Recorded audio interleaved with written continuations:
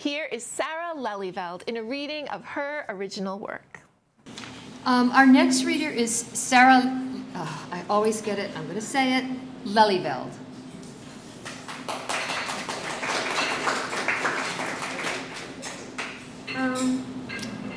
Good evening, everyone. Good evening, everyone. All the poems have been amazing. I just wanted to thank everyone for being here. It's great. I'm going to read from a series of poems called About the Sea, and it's a collection that I've been working on. So here we go. The Lightning. The squirrels danced in the trees. They leapt from branch to limb, just struck down tree trunk, thick with bark. The creek was overfilled. Lightning had lasted for days. Just one more day, she told herself. Just one more day before the sun comes out again. The lightning had cracked the tree. The field was full of Queen's Anne's lace and clover, daisies and dandelions. She slept in the cool grass under a willow tree, an old drooping one that dangled hot in the sun. The fire ants were out. Timing is everything, her father had said. She dreamt above the clouds. She dreamt she was flying above the buildings.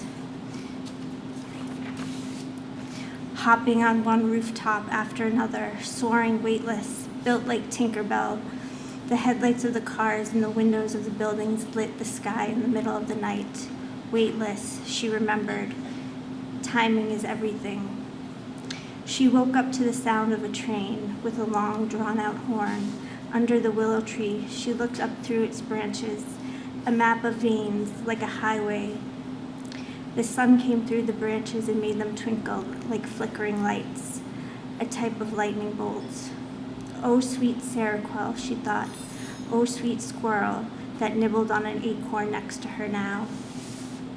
It would be wonderful to be a bird, she thought. Her mind was mindless. She thought of reincarnation. It would be perfect to rise up anew. She wanted to be a hummingbird, to take flight again, over and under and over and under. She sunk her head deep into the grass, deeper and deeper. Rise, rise, rise, until the faint drum of her mother's voice grew louder through the screen door, calling her in for lemonade.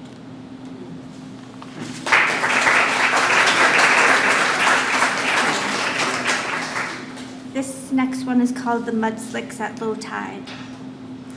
The mudslicks at low tide were a mood, thick gobs that smelled of fish, sulfur and clay, salt and wild seaweed, like fungus, moldy like left-out fruit, yet it drew her closer to the shoreline, closer to feeling it in between her toes, thick squirts as she lifted her feet like a suction cup, and then back to squirting with footprints.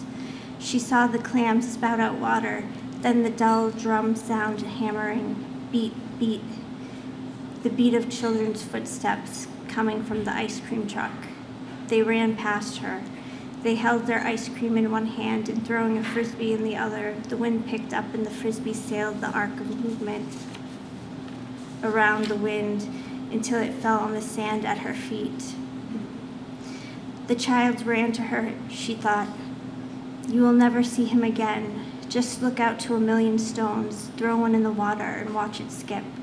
You will never see him again. Heartache, like ice-cold waves. The water drew away. It floated like foiled gold, farther and farther away, until she could not see it anymore. It will become as smooth as sea glass, she thought. She had high hopes for it. The child tapped her leg. Can I have the frisbee? The outline of the child's shadow in the sun startled her.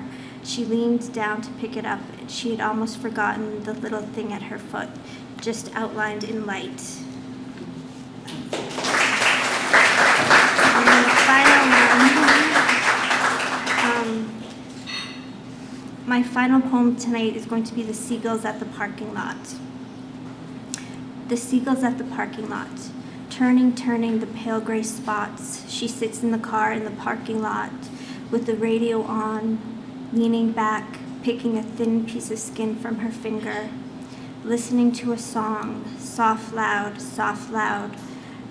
verse, chorus, verse, it sings. She sighs and takes a drag from the e-cigarette quietly. The puff is like a cloud of wind, smelling of cherry tobacco, going up.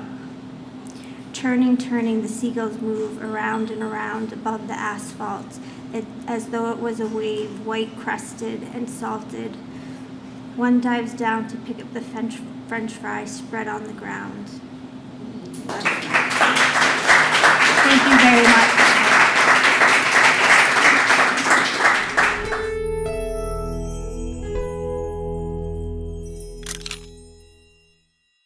Thank you for watching. If you enjoyed what you saw and want to stay up to date with our latest content, don't forget to hit that subscribe button. It's the best way to make sure you never miss out on the amazing discussions, insights, and entertainment we bring your way. And hey, if you find value in today's video, be sure to give a thumbs up by smashing that like button.